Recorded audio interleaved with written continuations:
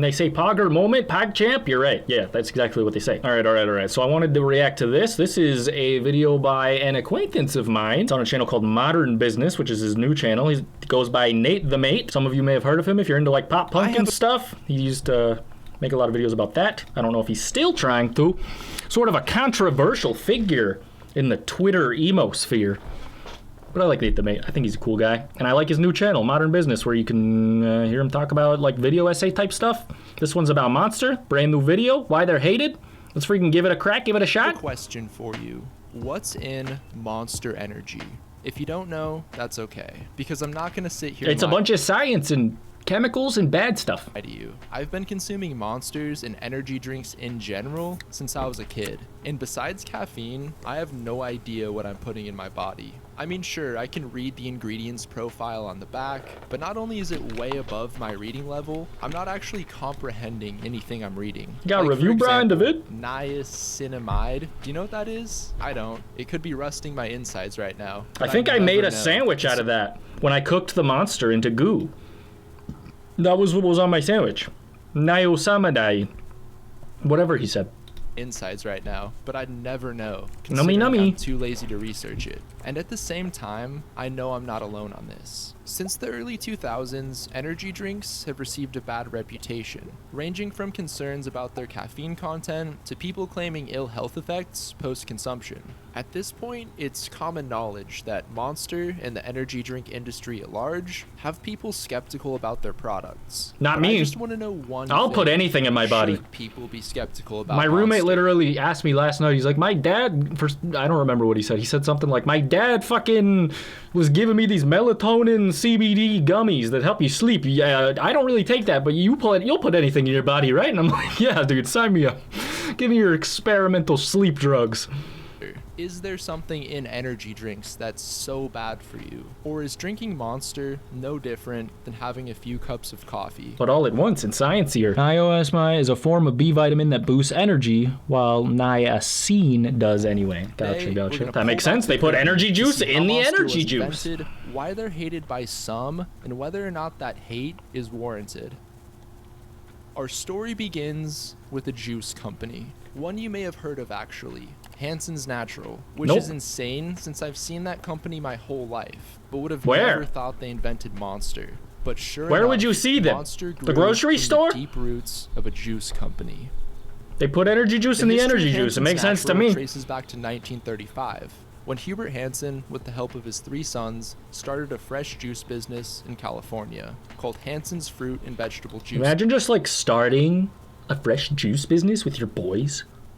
Your boys, Hansen. They set up shop in Los Angeles and peddled their delicious, unpasteurized fruit juices to Hollywood film studios. Their line of juices included orange, carrot, apple, strawberry, and banana, as well as different blends. Oh, shout out banana juice, dude. Studios was just the probably a beginning big for seller Hansen. for you. Throughout the 1930s, Hubert and his 3 sons worked tirelessly. They quickly built up a distribution network, improved their product, and in time... Is this guy Hubert or one of his 3 sons over here who's doing his shopping? He looks like he's working tirelessly. Product, and in time, sorry, I'll shut up. The premier juice suppliers in Southern California. But they didn't stop there. In 1946, they opened a new manufacturing plant in Los Angeles. Sleeping pills and laxatives are a killer combo? Okay, good looking out. Good looks. I'll give it a try. For their products. I'm gonna make this a 30-minute video. Over 35,000 gallons of fresh juice. Dude, that's more than I have of myself. California, awaiting distribution. There's not 35 gallons of me. A marketing company in Illinois who helped get their products in other countries.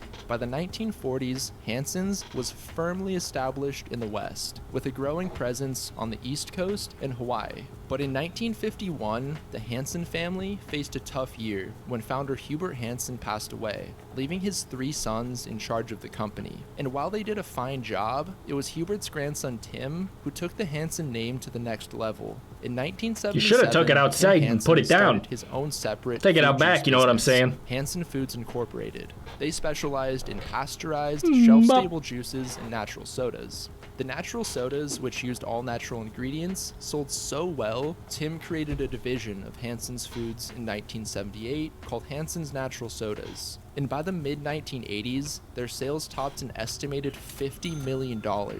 But even though their sales were in the multi-millions, it still wasn't enough to repay financing for a new factory. So in 1988, they filed for Chapter 11 bankruptcy, which I know sounds like a horrible turn of events, considering how... It sounds like too long of a book for a process. It'd be like, I don't got no money no more. Doesn't take 11 chapters. Well, they were pretty simple, but it's this not course of rocket action science that put them on the path to creating their billion-dollar products. What is that? On July 27th, 1992, Hansen's was acquired by an investment group. Part of that investment group was a man named Rodney Sachs, who became their new CEO. And even though they were losing money at the time, he felt the brand's longevity and name recognition would be worth banking No on. one has heard of that. Post-acquisition, they seemed to evidence a turnaround. CEO Rodney Sachs took them public that same year, listing them on the NASDAQ, and revenue rose to over $21 million. But it wasn't until 1997 that they found their footing and saw a jump in sales. I was 3. This I was due to probably their around new the time when I line was finding my called footing. Functionals. Packaged in skinny Sometimes 8-ounce I lose cans, my feet, but I Hansen's always new line find of them. Energy drinks retailed for about $2, offering an immediate boost whenever you need it the most. By the following year in 1998, their Functionals line accounted for 1/4 of Hansen's sales, which climbed to an all-time high at over $54 million.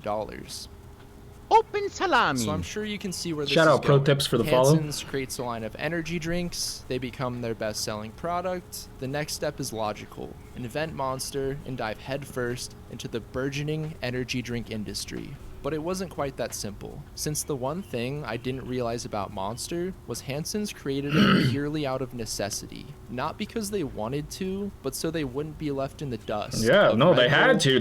They were falling asleep, dude. They needed something to pep them up. and Rockstar.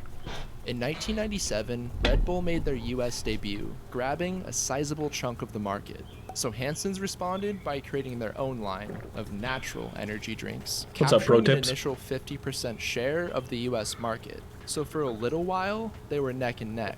But by the 2000s, the energy drink industry exploded. Red Bull sorry to hear now that. held 75% of the US market, along with 50 plus other brands trying to hop on the bandwagon. But at this point, Hansen's market share was just over 8%.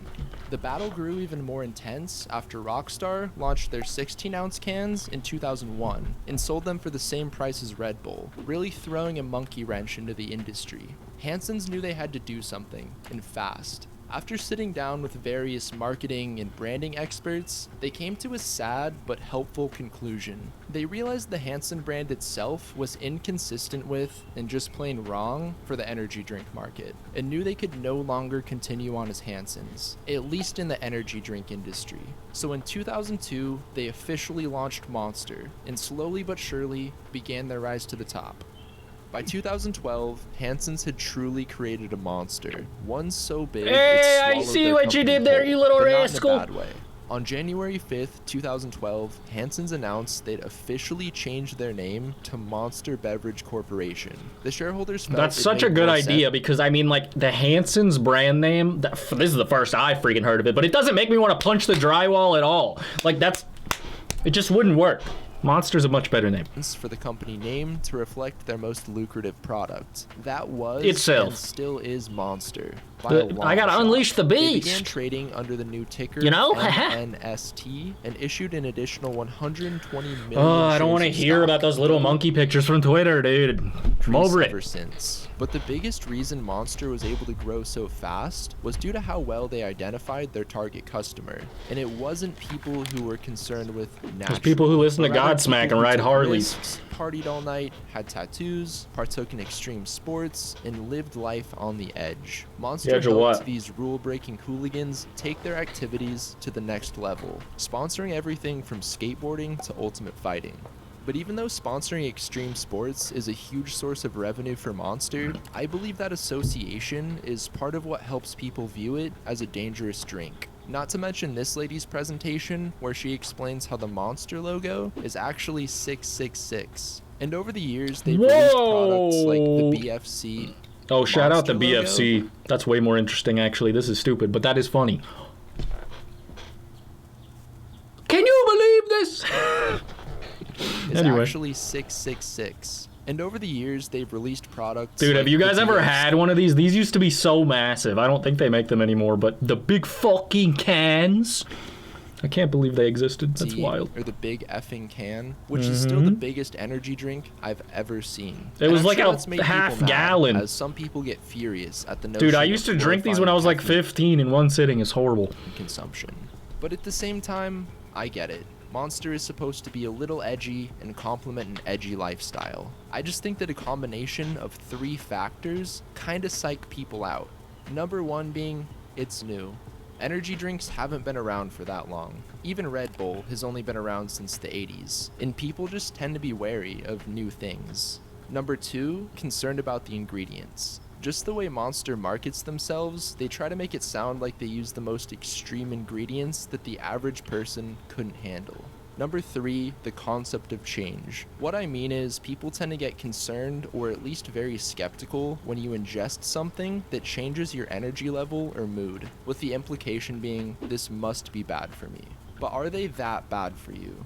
Well, all we can really do is compare it to coffee, since that always seems to be the argument for those against energy drinks. Just have a coffee instead. But let's see how they really stack up. I think I We'll will. start with the caffeine. The FDA says 400 milligrams of caffeine per day should be your max. So we'll keep that in mind as we're comparing. So a standard 16-ounce I had that before Monster has breakfast. 160 milligrams of caffeine, which sounds like a lot. And a cup of coffee has 95 milligrams of Yeah, caffeine. 160 is So not just in really that terms of much by today's caffeine, standards. Coffee wins, right?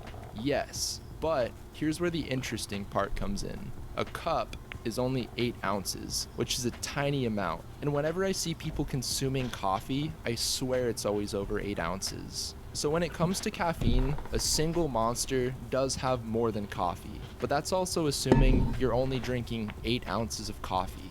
Next category is sugar, and a regular 16-ounce Monster has a lot of sugar, 54 grams to be exact. But black coffee has exactly 0 grams of sugar.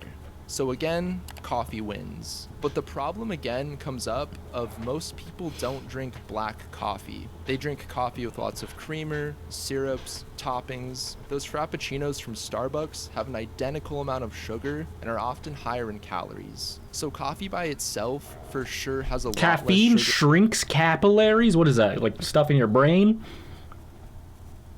Why doesn't it shrink me? Like my little guy I got imprisoned in a jar. Than a Monster. Stop bringing that up, it's just weird. Most people drink their coffee with added sugar. But one big difference Monster has that coffee doesn't is the sodium. And this is where they differ the most, because a full Monster has 370 milligrams of sodium, while coffee has just 5 milligrams. The last category to compare coffee and Monster on is vitamins. But what's funny is, when researching the vitamins in coffee and Monster, I found a ton of overlap. It seems the biggest thing Monster has that coffee doesn't in terms of vitamins is a lot of B12 and preservatives. Oh, and you know that one ingredient, Yummy! niacinamide, that I said might be rusting my insides? Turns out it's a form of B3 vitamins, so I don't think that's gonna happen, but I could be wrong. And I have just one question for you. Do you drink energy drinks? Let me know down in the Yes, comments sir. below, and check out this next video. Thank you for watching. Good video, man. Shout out Nate the Mate. He's for the people.